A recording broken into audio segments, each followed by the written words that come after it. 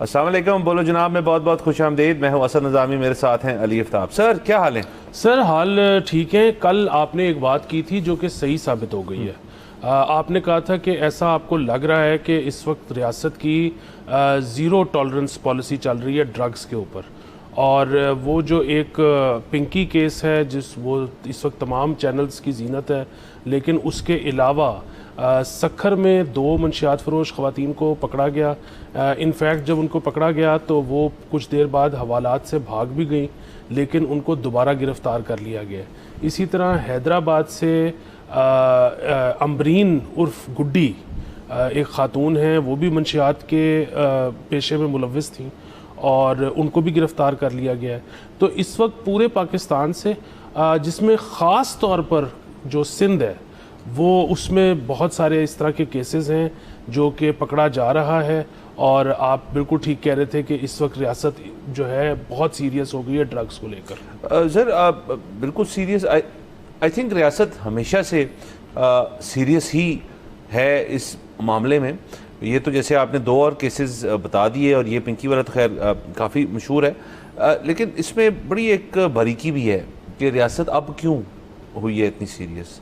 I think कि sir कोई ना कोई मामला जो है ना, हर चीज़ जो है वो रिपोर्ट नहीं होती। हर चीज़ जो है उसके अंदर आपको ना कुछ चीज़ें, मैं ये नहीं कह रहा कि खुद से दबा दी जाती हैं या उनको आने नहीं दिया जाता मीडिया के ऊपर, लेकिन मेरा अपना ख्याल है कि एक नेटवर्क जो है, एक तो देखिए ना एलिटिस्ट की बात हो जी, अमीर तरीन लोग जो हैं जो ड्रग्स यूज़ करते हैं, मेरे ख्याल में ये केसेस जो है सारे ज़्यादा पर्टेन करते हैं कि जो आपका एक लोअर इनकम वाला तबका है, उधर जितनी पेनिट्रेशन हो चुकी है, उधर जितनी पहुंच आ चुकी है मनशियात की, वो रियासत के लिए एक बहुत बड़ा कंसर्न है। क्योंकि देखें ना, जो बात अगर हो रही है, जैसे पिंकी के जो बात करें उनसे तो मुंसलिक है जी कि बड़ी हैवी ड्यूटी क्लाइंटेल है, जिसमें फिल्म स्टार्स भी हैं, ये मुबैन ना फिल्म स्टार्स भी हैं, और बड़े पावरफुल ताकतवर तबका जो है उसके अंदर है, और वो कोकेन करते हैं और ये करते हैं और वो करते हैं। बट लेकिन मेरे ख्याल में जो एक लोअर इनकम ब्रैकेट है उसके अंदर जो आइस का इस्तेमाल है और बाकी चीज़ों का, वो ज़ाहिर है हर चीज़ मैसेज में पेनिट्रेट कर चुकी है।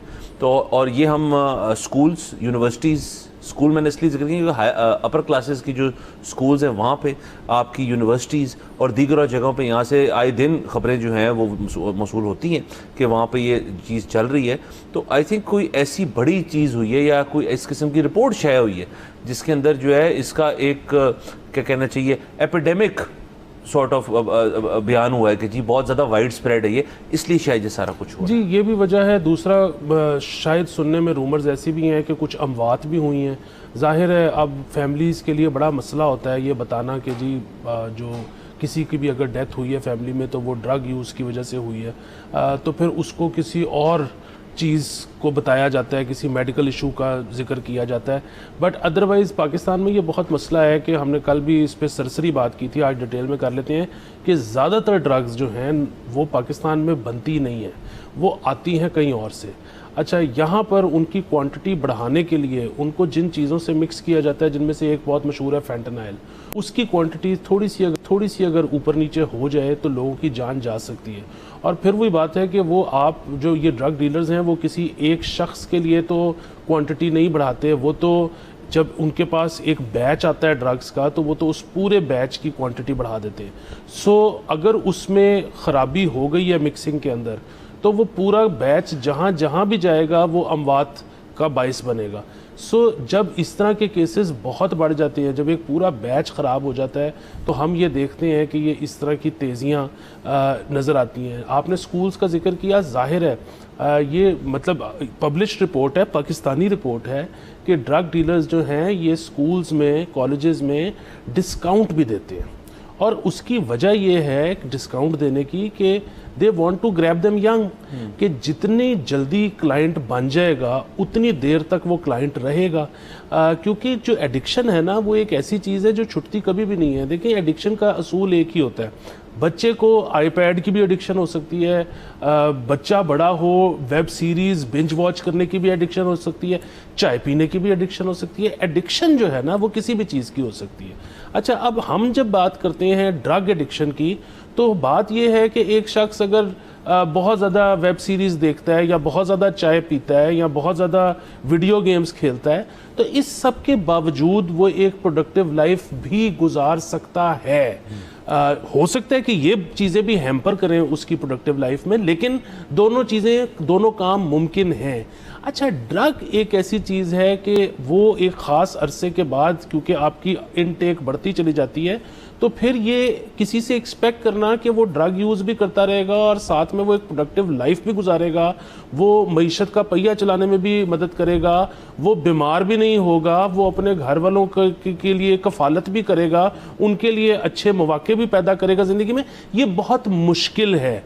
सो इस वजह से हम ये बात करते हैं कि जो ड्रग है वो एपिडेमिक है, वरना तो वही बात है, एडिक्शन तो किसी भी चीज़ की हो सकती है। बिल्कुल सर, और देखिए ऐसे नहीं है कि हमारे मुल्क के अंदर उस तरह के प्रोग्राम्स जो हैं वो मौजूद हैं। जैसे अमेरिका में जो लोग अल्कोहलिज्म से सफ़र करते हैं उनके लिए अल्कोहलिक्स एनोनिमस जो है वो एक चीज़ है, जिसमें वो एनोनिमस क्यों उसका है कि जी आप वहाँ जाके अपना नाम नूम नहीं बताते या किसी और को नहीं बताते, और वो एक सीक्रेट सेफ स्पेस है, वहाँ बैठ के मीटिंग कर लेते हैं आप लोगों से, और वो बहुत जगहों पर मीटिंग्स चल रही होती हैं इस किस्म की, इसलिए अल्कोहलिज्म से डर। फिर वहाँ पे रिहैब फैसिलिटीज़ हैं बहुत सारी, वहाँ पे डॉक्टर्स होते हैं, वहाँ पे नर्सिंग स्टाफ होता है, वहाँ पे साइकाइट्रिस्ट, साइकोलॉजिस्ट, सारे कुछ जो कोशिश करते हैं कि आपको इस चीज़ से बाहर निकाला जाए। अब पाकिस्तान के अंदर तो हमने बहुत कम इस किस्म की फैसिलिटीज़ जो है वो देखी हैं। आप उसको प्राइवेट सेक्टर में भी कह लें, हुकूमती लेवल पे तो चलें छोड़ दें, आप प्राइवेट सेक्टर में भी कह लें, तो हमने बहुत कम देखा है इसको। तो ऐसा नहीं है कि यहाँ पे अगर एडिक्शन, चूँकि यहाँ पे भी एक रियलिटी है एडिक्शन, हम आप भी लोगों को जानते होंगे, मैं भी लोगों को जानता हूँ जो इस किस्म की बीमारी से गुजरे हैं, और उनके जो फैमिली मेम्बर्स हैं, एक तो ये इशू आ जाता है कि जी ये टैबू है कि जी बच्चे को कहाँ भेज दिए जी, कि रिहैब में भेज दिए, वो फैमिली वाले क्या कहेंगे, मोहल्ले वाले क्या कहेंगे, नेबर्स क्या कहेंगे, ये एक बड़ा एक टैबू होता है उसके अंदर। अब अक्सर उसके बारे में कहा जाता है कि बच्चा दुबई गया हुआ है, अब तो ये भी नहीं कह सकते जंग के बाद से। तो और दूसरा उसके अंदर ये मसला है कि अगर फ़र्ज़ करें आपने इस चीज़ को तस्लीम कर भी लिया है और अपने अपने करीबियों को भी बता दिए, तो वो भी ना थोड़ा सा इस चीज़ के लिए तैयार नहीं, कभी इसलिए एजुकेट ही नहीं किया। और सर असल में मैंने लफ्ज़ इस्तेमाल किया बीमारी, लेकिन बहुत सारे लोग इसको बीमारी नहीं कहते, वो कहते हैं कि ये तो बस एक शौक़ है, एक लग गया है उसको, एक लत लग गई है, इसको ख़त्म कर देंगे, या तो कुट कुट के मार मार के बाहर निकाल देंगे इसके अंदर से, या कोई डॉक्टर साहब के पास भेजेंगे, वो कुट कुट के मार मार के इसके अंदर से बाहर निकाल देंगे, जो कि बहुत ही बुरा तरीका होता है इसका। उससे ना एडिक्शन एड्रेस होती है, ना अंडरलाइंग साइकोलॉजिकल ट्रामा एड्रेस होता है उससे, ना उससे कोई और चीज़ जो है वो बाहर निकलती है। सिर्फ जो बच्चा है वो बिगड़ता रहता है, और उसके बाद जैसे ही वो चलने रिहैब से घर आ जाएगा तो पहली चीज़ जो वो करने की कोशिश करेगी स्कोर करें और फिर से मनशियात के अंदर जाए। जी बिल्कुल, मेरी एक डॉक्टर से बड़ी इंटरेस्टिंग कॉन्वर्सेशन हुई। उस डॉक्टर ने कहा कि देखिए, हमारे पास जब इमरजेंसी में कोई आता है तो अक्सर औकात हम उसकी जान नहीं बचा पाते, और उसकी वजह यह है कि एक तो हमारे पास इमरजेंसी में आते बहुत देर से हैं, क्योंकि पहले वो डर रहे होते हैं कि अगर हम अस्पताल चले गए तो पुलिस केस हो जाएगा, तो इसलिए जो बच्ची ओडी कर रहे होते हैं वो टाइमली हॉस्पिटल आते ही नहीं। दूसरी चीज़ ये कि जब आते हैं तो हमें सच बताते नहीं।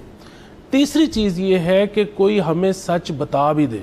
सो बात ये है, वो कहते हैं कि जी अगर आप कहें कि हमने कोकेन की हुई है और हम ओवरडोज कर गए हैं, या हमने आइस की हुई है हम ओवरडोज कर गए हैं, तो हमारे पास इतना अब मेडिकल साइंस ने तरक्की कर ली हुई है कि हम आपको बचा सकते हैं, बड़ी स्पेशलाइज्ड ड्रग्स इसके लिए मौजूद हैं। लेकिन बात यह है कि आप दावे से ये नहीं कह सकते कि जो आपकी कोकेन थी वो कोकेन ही थी, वो कितनी चीज़ों के साथ मिक्स हुई थी, उसमें कितने और केमिकल्स, वो क्या एक नया कंपाउंड की शक्ल इख्तियार कर गया था, ये चीज़ आपको नहीं पता, आप हमें बता नहीं सकते, तो हम उससे आपको ट्रीट कैसे करेंगे। सो ये एक बहुत बड़ा मसला है। इसीलिए हम कहते हैं कि ड्रग पेडलिंग तो एक बड़ा यकीनन मसला है ही है, लेकिन ये जो उसकी कटिंग करते हैं, ये जो उसकी क्वांटिटी बढ़ाते हैं, ये जो उसमें मिक्सिंग करते हैं, असल से मुराद है कि सभी असल मसले हैं, लेकिन ये सबसे बड़ा मसला है क्योंकि इसकी पर्टिकुलर इस वजह से लोगों की जानें जाती हैं। बिल्कुल सर, और देखिए यहाँ पे इस किस्म का भी नहीं है ना कि बाकी दुनिया के अंदर जब आप इस क्राइम को, मनशियात फरोशी को आप रोकने जाते हैं तो आपके पास इनसाइडर बहुत ज़्यादा इन्फॉर्मेशन होती है, और आपके पास इन्फॉर्मेंट्स की सूरत में लोग होते हैं। फिर वो जो ड्रग जो पेडल हो रही है उस तक भी पुलिस वालों की रसाई इस तरह से होती है कि वो उसको देख सकते हैं कि उसके अंदर क्या क्या है, उसकी टेस्टिंग कर सकते हैं। अब यहाँ पे आई डोंट नो इस किस्म की फोरेंसिक्स जो है वो अवेलेबल है या नहीं है, क्योंकि जैसे मैंने कल के शो में भी कहा था कि हम तो पहली दफ़ा एक heavy duty drug king pin case जो है उसके थ्रू गुजर रहे हैं। तो इससे आगे क्या मज़ीद कानून साजी हो सकती है इसके ऊपर कि इसको कैसे रोका जाए, या तो फिर देखें ना सर, इसके अंदर ये भी बात है जैसे आपने कहा कि ज़्यादातर जो मनशियात हैं वो बाहर से आती हैं यहाँ पे और फिर यहाँ पे कटती हैं, तो चलें कटिंग फैसिलिटीज़ तक तो आपकी पहुँच शायद हो सकती है, वो को मुखबरी हो उसके अंदर, या उसके अंदर आपको पता चल जाए जी कि ये कहाँ एक्टिव हैं ज़्यादातर लोग, जहाँ पे कर रहे हैं ड्रग्स, तो वहीं पे करीब इसका सेटअप होगा, वहाँ चले जाएं। लेकिन जो सोर्स है अब उसकी रोकथाम जो है वो तो एक बहुत बड़ा मसला है ना, कि आप वो कैसे रोक सकते हैं। हमारे तो देखें by sea, by air, by land, तीनों रूट्स जो हैं वहाँ से बहुत सारी चीज़ें जो हैं इस मुल्क के अंदर हमें पता है कि स्मगल होती हैं। अब उसके अंदर से एक बहुत बड़ा कंपोनेंट होगा मनशियात का, लेकिन उनकी रोकथाम जो है कि जी सोर्स ही कट ऑफ कर दें, तो वो एक चीज़ हो सकती है। लेकिन अगेन ये बहुत वही अंग्रेज़ी में कहते हैं ईजियर सेड देन डन वाली बात है। जी बिल्कुल, ये बहुत मुश्किल है, मेरे ख्याल में तो नामुमकिन है। उसकी वजह ये है कि अगर ये मुमकिन होता तो जो बड़ी ताकतें हैं वो ये कर पाती। देखें ना, अमेरिका जो है, अमेरिका ने कितनी कोशिश की है, अमेरिका ने कितने बड़े बड़े ड्रग लॉर्ड्स पकड़े हैं। अमेरिका का तो जो सबसे बड़ा मसला है वो ये है कि ज़ाहिर है अमेरिका चाहता है कि डॉलर उसके बाहर ना जाए। अमेरिकन डॉलर बाहर जाता है ना, जिसकी बुनियाद पे ड्रग्स अंदर आती हैं। सो अगर अमेरिका इसको नहीं कर पाया तो बड़ा मुश्किल है कि बाकी जो अक़वाम हैं, जो कि ज़ाहिर है अमेरिका से लेस पावरफुल ही होंगी, वो भी ये कर सकें। जो आप देखें यूरोप हो गया, कनाडा हो गया, अब काइंड ऑफ पार्टली अमेरिका भी, वो तो अब इस अप्रोच की तरफ जा रही हैं कि ज़्यादा से ज़्यादा चीज़ों को रेगुलेट किया जाए। मतलब कैनबिस को रेगुलेट करना शुरू कर दिया है, श्रूम्स को रेगुलेट करना शुरू कर दिया है। जाहिर है ये जो आपकी आइस और कोकेन और ये जो क्लास ए ड्रग्स हैं, ये अभी तक रेगुलेट नहीं हुई किसी भी जगह पर। लेकिन अब अगर आप उनकी कानून साजी देखें, मतलब कि जो हो रही है, जो उसके इर्द गिर्द जो बहस हो रही है उसको आप सुने, तो वहाँ पर इसका भी मशवरे आने शुरू हो चुके हैं कि जी रेगुलेट करें। उसकी वजह ये है कि एक्सेस तो लोग कर ही लेते हैं, और होता फिर वही है कि वो एंड में क्या चीज़ की इनटेक कर रहे हैं, किस नाम से, हमें नहीं पता। यही अगर वो रेगुलेटेड हो, एक प्रिस्क्रिप्शन के साथ आ रही हो, उसके साथ जो है वो मतलब बोतल हो, बोतल के साथ पूरा पैम्फलेट हो, लिखा हो कि इसके अंदर क्या है, तो अगेन मतलब लोगों को एडिक्शन से तो हम नहीं बचा सकेंगे, वो तो अभी भी नहीं बचा पा रहे, लेकिन लोगों की जानें हम बहुत ज़्यादा बचा सकते हैं। फिर दूसरा इसमें एक और एस्पेक्ट टर्फ वॉर का होता है कि देखिए अब अगर एक ड्रग है, मतलब ड्रग इलिसिट ड्रग है, उसकी सेल परचेज है, एक इलाके में कोई एक डीलर होगा, क्योंकि अगर एक से ज़्यादा डीलर होंगे तो उनकी आपस में लड़ाइयाँ होंगी। अच्छा, हमेशा अगर वो एक इलाका एक लीडर को मिल भी गया है, डीलर को, तो भी नए डीलर्स या दूसरे इलाके का डीलर कोशिश करेगा कि वहाँ पर भी अपनी पेनिट्रेशन करे, उसके नतीजे में लड़ाइयाँ होंगी, गैंग वॉर्स होंगी। सो बाहर दुनिया को अब ये भी लगता है कि अगर हम ड्रग्स को रेगुलेट करना शुरू कर दें तो आपकी जो ड्रग वॉर्स हैं, जो ये गैंग वॉर्स हैं, ये भी होना ख़त्म हो जाएंगी। सो अब दुनिया जो है ना वो किसी और तरफ सोच रही है। अगेन देखें, बात यही है कि हम अभी उस तरफ हम नहीं सोच रहे ऑफ कोर्स, और वो हमारे मतलब जो अवाम है वो ऐसा नहीं चाहते। जब हमारे अवाम ऐसा चाहेंगे तो वो वैसे लोगों को वोट देंगे, वो फिर वैसी कानून साजी करेंगे। सो अभी दूर दूर तक कोई इम्कान नहीं है कि पाकिस्तान में इस किस्म की कोई चीज़ हो, और मैं इसको कोई एडवोकेट भी नहीं कर रहा कि असल तरीका यही है। मतलब शायद इसको रोका भी जा सकता हो फिजिकली, जिस तरह अब हुकूमत कोशिश कर रही है, पर मैं सिर्फ इतना बता रहा हूँ कि अब दुनिया जो है वो किसी और डायरेक्शन में जा रही है। बिल्कुल किसी और डायरेक्शन में जा रही है। इसमें ऐड कर दूँ आपकी इसी पॉइंट के ऊपर कि मैं उस दिन एक डॉक्यूमेंट्री देख रहा था जहाँ पे अब देखें ये मेथाम्फेटामिन भी बहुत एडिक्टिव है, कोकेन भी हाईली एडिक्टिव है, लेकिन इन सब में सबसे एडिक्टिव ड्रग जो है वो हेरोइन है। मतलब हेरोइन के ऊपर तो कहा जाता है कि आप 2-3 दफ़ा कर लें तो आप प्रोबेबली उससे एडिक्ट हो सकते हैं, मतलब उससे ज़ाहिर है उसके अंदर उसकी पोटेंसी वगैरह सारी चीज़ें होगी, बट और कहते हैं कि इसका जो विड्रॉल होता है वो जानलेवा होता है, कि जब आप हेरोइन छोड़ने की कोशिश करते हैं, किसी रिहैब में आपको कमरे में बंद कर दिया जाए और आपको कोई मेडिकल सपोर्ट ना हो, तो इंसान की जान जा सकती है, बॉडी ऐसे शॉक में जाती है कि बॉडी जो है वो फिर ख़त्म हो जाती है उसके अंदर। तो कुछ डॉक्यूमेंट्री इस चीज़ की थी कि कुछ लोग जो हैं वो हेरोइन एडमिनिस्ट्रेशन सेंटर्स जो है कि भाई आप हमारे पास आके क्लीन नीडल्स और मेडिकल स्टाफ के साथ होते हुए आप अपनी हिट लें। लेकिन ये यहाँ पे नहीं हो रहा, ये दुनिया में हो रहा है कि किसी मुल्क के अंदर, यूरोपीय मुल्क था शायद, कि वहाँ पे आप उसको इंजेक्ट करें और हमारे सर्कमस्टांसेस में करें और फिर उसको वहाँ से हम देखेंगे कैसे आपको टेपर ऑफ करना है। वो रिहैब सेंटर ही, लेकिन वो जिसे कहते हैं ना कोल्ड टर्की मीन्स के जी एकदम से स्विच ऑफ कर दिया कि जी आज के बाद से आपने सिगरेट नहीं पीनी। तो देखिए सर, निकोटीन भी जो शख्स जिसका आदी हो या सिगरेट स्मोकिंग का, उसकी आप सिगरेट की डब्बी छुपा दें और उसकी रसाई ख़त्म कर दें सिगरेट तक, तो वो शख्स जो है वो घर के अंदर वक्ता डाल देगा सबको कि भाई उसको गुस्से चढ़ेंगे, उसकी जो एडिक्शन है उससे उसको अजीब अजीब मसले होंगे। तो सोचें फिर एक दफ़ा निकोटीन क्या और हेरोइन क्या एक चीज़ है, तो उसकी क्या विड्रॉल सिम्टम्स होंगे। तो अगेन इसकी मैनेजमेंट और इसकी स्टडी जो है वो भर में बहुत हुई है।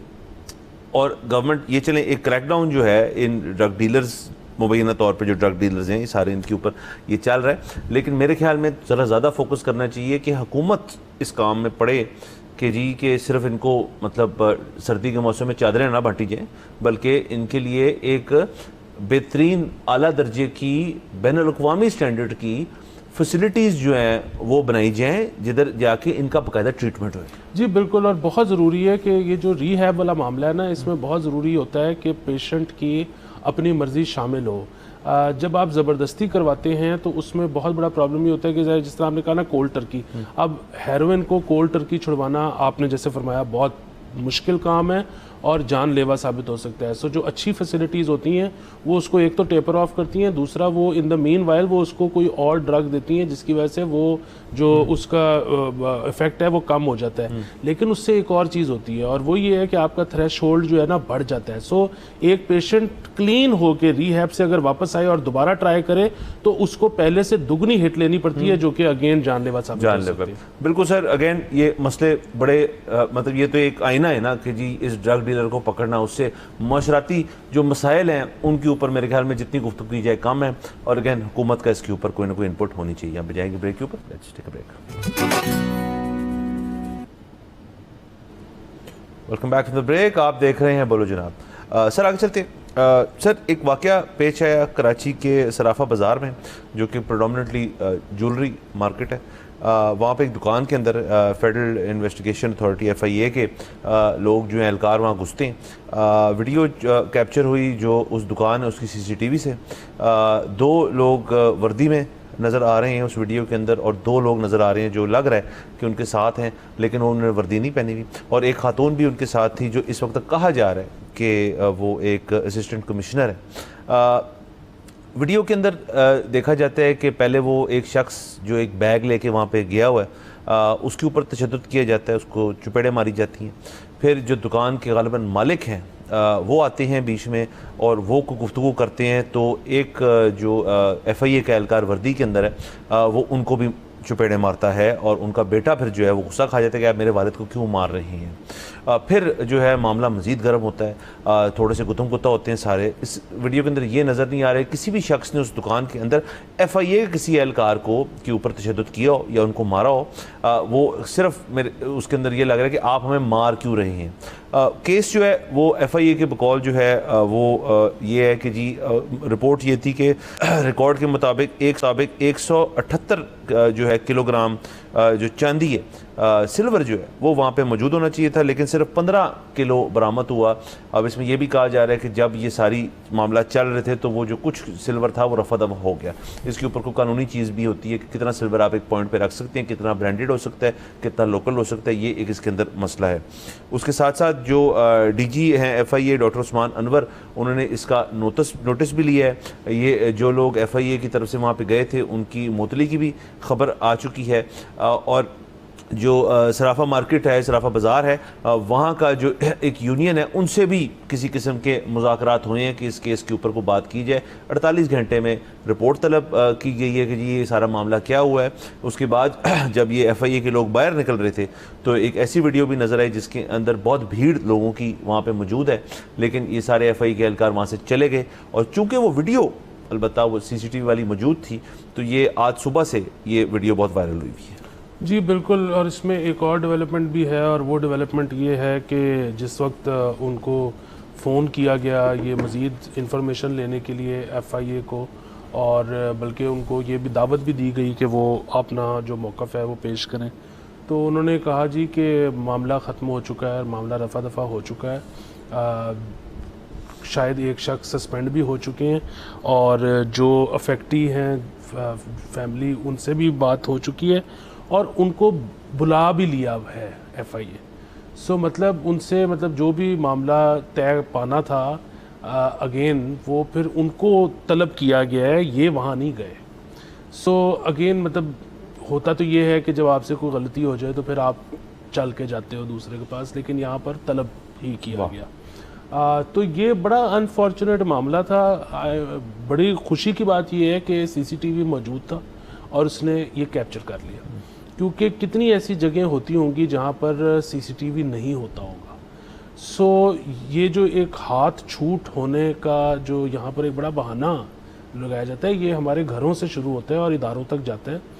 यहाँ पे तो बेगमात जब कहती हैं, कोई अपनी फैमिली को जाके बताती हैं कि ये हमारा शौहर मारता है, तो जो शौहर की फैमिली है वो बड़ी कैजुअली कहती है कि वो तो आपको पता ही है, उसकी आदत ऐसी है, वो तो हाथ छूट है। तो यहाँ पर ये घरों से स्टेम करती है चीज़ और इदारों तक जाती है। अब ये कोई बहाना नहीं है कि एक बंदा हाथ छूटा है। आप वो बिल्कुल जो दुकान थी उसने ज़रूर कोई गैर कानूनी हरकत की होगी, आप ज़रूर उन पर इंक्वायरी करें, आप ज़रूर उनको कैफरे किरदार तक पहुँचाएँ, लेकिन इसका मतलब ये नहीं है कि आप उनकी डिग्निटी, और फिर वही बात है जब तक क्राइम प्रूव नहीं हुआ तो आप उनकी डिग्निटी के साथ ऐसे नहीं कर सकते। और ये अगर आप इस तरह से करेंगे तो हम बात करते हैं फॉरेन इन्वेस्टमेंट की, यहाँ पे जो लोकल जिनकी इन्वेस्टमेंट हुई है वो भी सब दुकानें बंद कर देंगे, यहाँ पे शटर बंद हड़ताल हो जाएगी। इकोनॉमी का पहिया कैसे घूमेगा ये किसी को अंदाज़ा नहीं है। हाँ जी। सो ये बड़ा फैशनेबल अब है, नए नए ज़ाहिर है गर्म खून वाले जो है वो ब्यूरोक्रेट्स आ रहे हैं, और फिर क्योंकि इकोनॉमी का साइज़ श्रिंक कर रहा है, लेकिन सबसे डिमांड यही की जाती है कि जी वो आपको अब अगर हायर किया है तो मुल्क को चलाएं। तो सबको लगता है कि शायद हमारी ज़िम्मेदारी है चलाना, और शायद ये सिर्फ सख्ती से चल सकता है। असल में हम तो मतलब इतने साल हो गए हैं ये शो करते हुए और एक ही बात कर रहे हैं कि सख्ती से टैक्स कलेक्शन नहीं होती।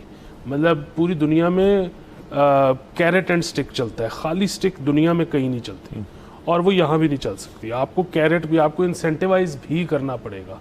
कोई शख्स क्यों टैक्स दे, कोई शख्स क्यों जो है बाय द बुक चले, जब तक आप इंसेंटिवाइज नहीं करेंगे और आप सोचेंगे कि जी हम सख्ती करेंगे जिसकी वजह से लोग जो है वो बिल्कुल सीधी तरह चलेंगे, ये मुमकिन नहीं होगा। सो ये बहुत ज़्यादा इस पर रेट्रोस्पेक्ट करने की ज़रूरत है, बार बार सोचने की ज़रूरत है कि where are we going wrong, और अपने जो रवैये हैं उनको नरम करने की ज़रूरत है।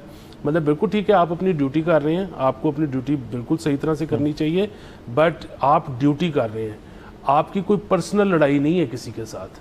सो आप किसी को उसकी औलाद के सामने थप्पड़ मार रहे हैं, आप एक लाइफ लॉन्ग दुश्मन बना रहे हैं अपना, आप सदा नौकरी पे नहीं रहेंगे। वो पता नहीं कितने अरसे, कितने साल वो गमो गुस्सा अपने दिल में बांध के रखे, वो पता नहीं किस सूरत में निकले। देखिए, आपको एक फ़ाइल बनानी चाहिए, फ़ाइल बना के आपको अपने से सीनियर के पास भेज देनी चाहिए कि जी मैंने टोटल इन्वेस्टिगेशन की है, मेरे ख्याल में ये है, आप देख लें। आपने खुद कभी काजी नहीं बनना, आपने खुद कभी जज नहीं बनना, क्योंकि ये काम जज पे ही छोड़ दें, ताकि अगर कोई फैमिली का गम गुस्सा हो तो जज उसको देखे, वो आपके पास ना आए। तो बहुत केयरफुल रहने की ज़रूरत है। सर आप बिल्कुल ठीक कह रहे हैं, एक तो केयरफुल रहने की अशद ज़रूरत है सारी चीज़ में, और प्लस देखिए ये वीडियो इतनी ज़्यादा क्यों अवाम के अंदर वायरल हुई है, और अवाम ने इसके ऊपर एक तरफा किस्म के कमेंट्स मैंने तो पढ़े हैं। किसी ने ये नहीं कहा जी बिल्कुल ठीक हुआ है इनके साथ, बहुत ही होंगे, मैंने ये भी नहीं पढ़े, शायद को रखते हो कि जी ठीक है ये गलत काम कर रहे थे, लेकिन गलत काम जो है उसका कुछ सबूत भी तो सामने आना चाहिए ना। फ़र्ज़ करें कर भी रहे थे, जो कि हमें नहीं पता, ना ही हम कह रहे हैं इधर बैठ के कि इन्होंने कोई गलत चीज़ की हुई थी। वो जो चांदी का मसला था, सोने का मसला था, टैक्स का मसला हो, कोई भी मसला हो, फेडरल इन्वेस्टिगेशन एजेंसी है, FIA है, उनका काम है जी कि आपने जाके किसी न किसी जगह जाके उनका डेटाबेस उठाना है, उनकी लैपटॉप हो या उनके अकाउंट्स हो या उनकी कागज़ी पर्चियाँ हों या दीगर और चीज़ें हों, वो लेके आपने वहाँ से आ जाना है। या कोई इस किस्म की चीज़ आपको लग रही है कि जी ये हमें हैंड ओवर कर दें, इसकी तफ्तीश होगी, उसके बाद दैट इज़ इट। इस सारे अमल के अंदर जो किसी को चुपेड़ मार, इस वीडियो के अंदर बड़ा वाज़ेह कोई रेजिस्ट नहीं कर रहा था। ठीक है, आप किसी को, वैसे तो उस केस में भी किसी को नहीं मारना चाहिए, उस केस में आपको किसी को, अगर आप वो कोऑपरेट नहीं कर रहा है एक शख्स, फिर तो आप उसको अरेस्ट करके ले जाए ना। यहाँ पे तो था कि जी कोऑपरेशन भी चल रही थी कि जी हम कर रहे हैं, मैं जवाब दे रहा हूँ। वो किसी शख्स ने कुछ जवाब उस FIA के एहलकार को पसंद नहीं, उसको चुपेड़ मार दी उसने। फिर उसका बाप आया, उन्होंने उनको बात की, उसने उसको चुपेड़ मार दी। ये सारा कुछ जो है ये अवाम के साथ वायरल ही इसलिए हुआ है क्योंकि वो कह रहे हैं कल को ये मेरे साथ भी हो सकता है। कल को कुछ 4 लोग जो हैं मेरी दुकान में या मेरे घर में वो घुस जाएँ और कहें जी आपने, हमें लगता है आपने कुछ गलत किया हुआ है, लेकिन वो उस पर तो आते हैं, पहले आप ज़रा अपना गाल दिखाएं हमें, उसके ऊपर हम कुछ मारते हैं। तो अगेन ये सारा कुछ नहीं होना चाहिए। और सर यहाँ पे मैं ये भी कह रहा हूँ कि इस वक्त इस सारे वीडियो के अंदर ये कहीं नहीं नज़र आता कि FIA एहलकार जो 4 या 5 के ऊपर अवाम हावी हो जाए, वरना वो भी तो केस हो सकता है ना। जो आप कह रहे हैं सर कि उस शख्स ने अपने दिल में बांध ली होगी चीज़ कि मेरे बाप के साथ तजलील हुई है मेरे बाप की, अगर तो देखिए वहाँ पे ज़्यादातर लोग होते जो उनके दोस्त यार होते, ये तो बड़ा कैटास्ट्रॉफिक मामला हो जाता है। यहाँ पे किसी हुकूमती एहलकार जो है उसकी जान भी जा सकती थी, हमने ये होती हुई देखी हैं चीज़ें इसके अंदर। सो अपने आप को क्यों इस पोजीशन में आपने डाला?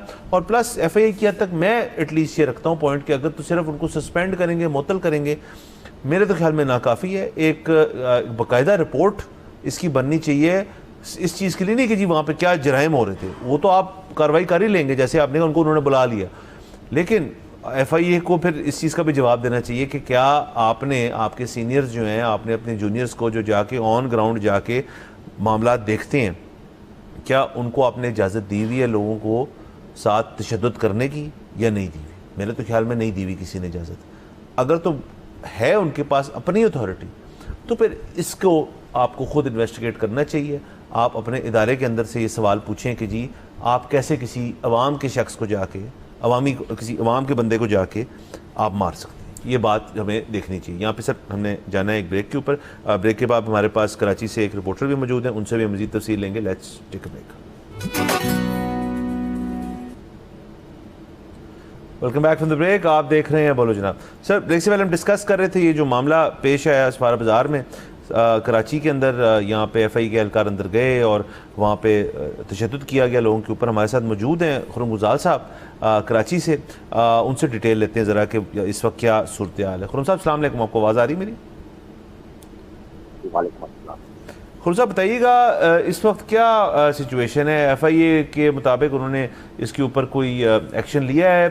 जो कहा जा रहा है कि कुछ जो ये FIA के एहलकार थे उनको मुअत्तल कर दिया गया है। ये भी कहा जा रहा है कि जो जिस दुकान में ये मामला पेश है उनके जो मालकान है उनको बुलाया भी गया है FIA की तरफ। क्या असल में केस क्या है? वहाँ पे कौन सा जुर्म हो रहा था जो इस किस्म का रवैया इख्तियार किया FIA ने? देखो, सबसे पहले तो ये FIA की जानिब से पहला छापा नहीं था इस तरह का। इस तरह के इससे पहले भी छापे जो है वो FIA की जानिब से हमारे जाते रहे हैं।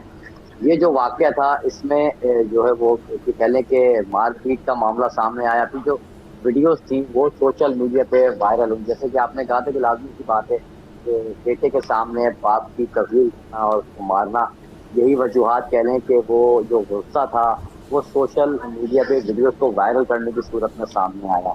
वीडियोस सोशल मीडिया पे वायरल हो गई, वीडियोस आला फरान कर दी गई।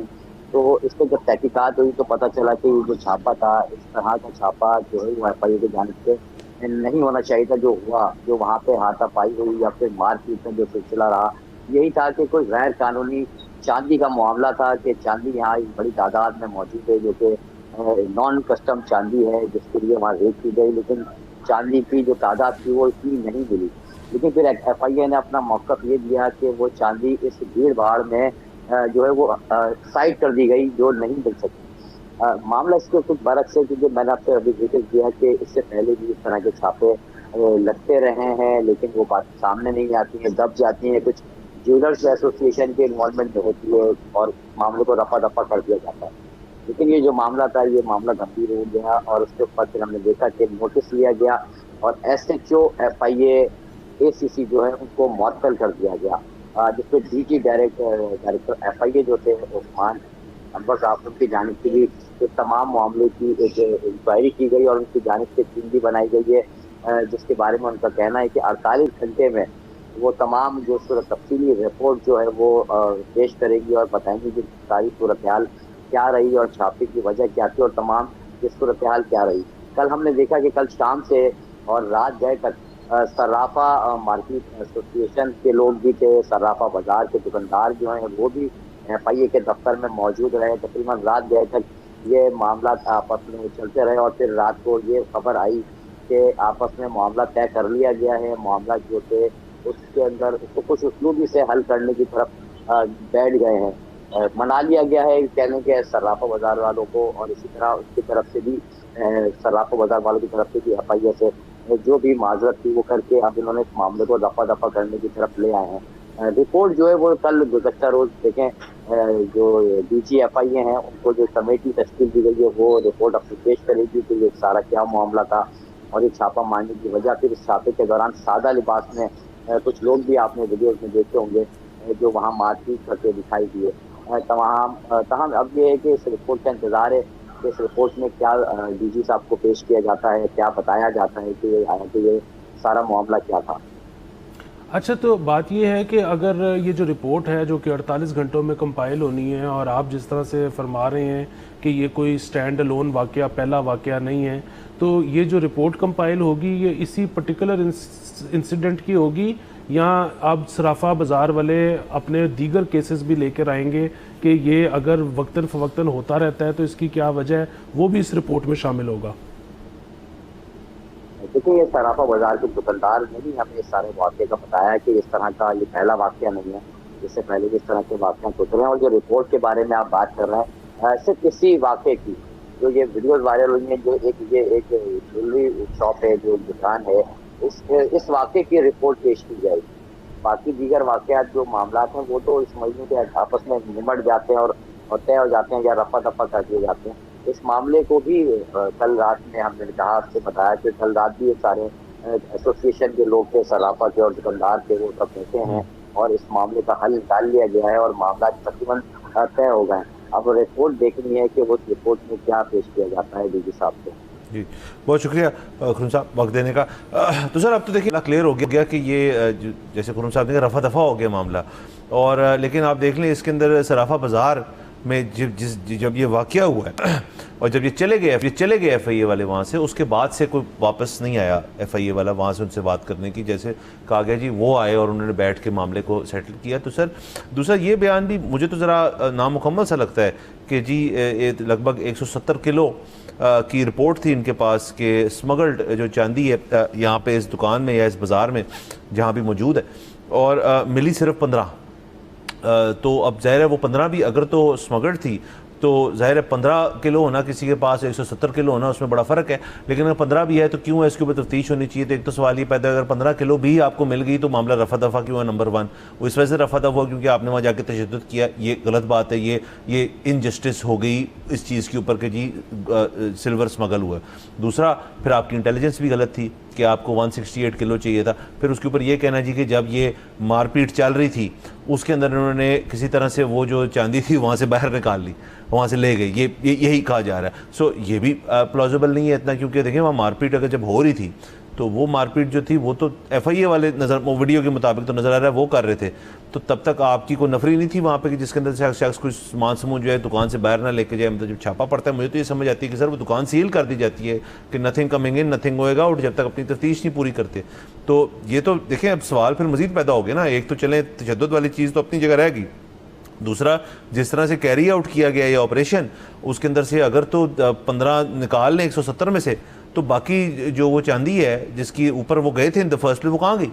सर बात बड़ी सादी सी है और वो ये है कि जाहिर है आपने जिस तरह से बताया कि वो 15 किलो है या 75 किलो है, वो अगर स्मगल्ड चांदी है तो कानून के मुताबिक कार्रवाई होगी, जो पाकिस्तान का आइन उस पर सज़ा देता है वो सज़ा हो जाएगी। लेकिन आप मतलब चाहे इस डिपार्टमेंट से आपका ताल्लुक़ हो चाहे उस महकमे से हो, अगेन जॉब को जॉब समझना चाहिए, पर्सनल एनिमोसिटी नहीं बनाना चाहिए। मुल्क के हालात बहुत ख़राब हैं। देखें मैं आपको बताऊं कि इस वक्त आप किसी के पास भी चले जाएं उसकी एक क्लोज़ेट तो होगी, कुछ ना कुछ तो वो गलत कर रहा होगा, ठीक है। अब आप और अगर आपके पास वर्दी है, कानून आपके साथ है, आप उस पर कार्रवाई भी कर सकते हैं। लेकिन अगर आपने हर बैटल को अपनी पर्सनल बैटल बना लिया ना, आपने उसको जॉब समझने के बजाय अपना को पर्सनल वेंडेटा समझ के करना शुरू कर दिया, तो फिर वो होगा ये कि नंबर एक, आप लोगों से दुश्मनियां पाल लेंगे, नंबर दो, वो उस दुश्मनी से फिर सिर्फ आपको नहीं गुजरना पड़ेगा, फिर होगा ये कि वो एक आपका और जो है डिपार्टमेंट का फेलो जिसका कोई इस चीज़ से लेना देना भी नहीं है, लोग फिर जो है ना ये नहीं करते कि सिंगल आउट करें, वो फिर सबको कहते हैं कि यार ये इस डिपार्टमेंट के सारे लोग ही नहीं अच्छे। सो वो उस एनिमोसिटी का जो फिर खमियाजा है वो आपके दीगर जो कॉलीग्स हैं उनको भी भरना पड़ेगा, इसलिए बहुत केयरफुल रहने की जरूरत है। बिल्कुल सर, एक तो केयरफुल है, दूसरा सर जॉब डिस्क्रिप्शन जो है उसके अंदर, और एक देखिए तफ्तीश का भी एक तरीक़ेकार जो है वो ज़ाहिर है जब आप एक सीनियर लेवल पे पहुंच जाते हैं तो आपको, और जो ऑन फील्ड होते हैं तफ्तीश का एक तरीक़ेकार जो है हम श्योर बताया होगा, सिखाया होगा, सीनियर्स ने आगे पास ऑन किया होगा, जी ऐसे करते हैं ऐसे नहीं करते। लेकिन जैसे खुर्रम साहब भी कह रहे थे, ये सराफा बाज़ार में छापे पड़ रहे हैं बड़ी देर से, ये तो एक इंसिडेंट है जो कि वाज़े में, ये नहीं कह रहा बाकियों में भी ऐसे हुआ होगा, लेकिन इधर ये हुआ। तो अगेन जो इदारे की रिप्यूट है वो इससे बहुत ख़राब होती है, और इस चीज़ को तहफ़्फ़ुज़ जो है इदारे की रिप्यूट का, वो इदारे के अपने हाथ के अंदर होती है। तो इदारे को भी मेरे ख्याल में, जैसे उन्होंने कहा कुछ लोगों को सस्पेंड भी किया है इसके अंदर से, तो ये चीज़ भी एक ज़ाविया है इस सारी चीज़ का। दूसरा ये है कि अगर आपने मुस्तक़बिल में फिर जाके अगर इस किस्म के छापे होने हैं तो फिर आप अपने दायरे के अंदर निशानदी की, जैसे आपने कहा एक शख्स चीज़ क्या अल्लाह इस्तेमाल की, जैसे जो हाथ जरा उसका हाथ छूट है, हाँ जी, हाँ, जो अगर हाथ छूट किस्म का शख्स है उसको फील्ड पे ना रखें, उसको किसी मेज़ के पीछे बिठाएं कि वहाँ बैठ के वो कागजी कार्रवाई करे या इंटेलिजेंस का काम करे या कोई और चीज़ करे। तो ये तो फिर इदारे के अंदर मामला जो है इनको देखना चाहिए, यकीनन देखना चाहिए, और ये बहुत ज़रूरी है। और ये सिर्फ इसलिए नहीं देखना चाहिए क्योंकि एक वीडियो वायरल हो गई है या आवाम तंग है, इसलिए देखना चाहिए क्योंकि ये आपके डिपार्टमेंट के बहुत ज़्यादा ख़िलाफ़ जाएगी और आपसे पब्लिक डीलिंग मुश्किल हो जाएगी, आप लोगों को फेस नहीं कर पाएंगे। अपने लिए, दूसरों के लिए नहीं, अपने लिए इसको ठीक करें। बिल्कुल सर। अगेन चलें, ये मामला तो फिलहाल तो यही समझ आइए कि रफ़ा दफ़ा को और इस पर नोटिस ले ले तो वो एक अलग बात है। इजाज़त लेते हैं सर, वक्त ख़त्म हो जाता है, अगले हफ्ते आपसे चला फिर मुलाकात होगी। खुदाफिज़। सब्सक्राइब करें और बेल दबाएं ताकि कोई खबर रह न जाए।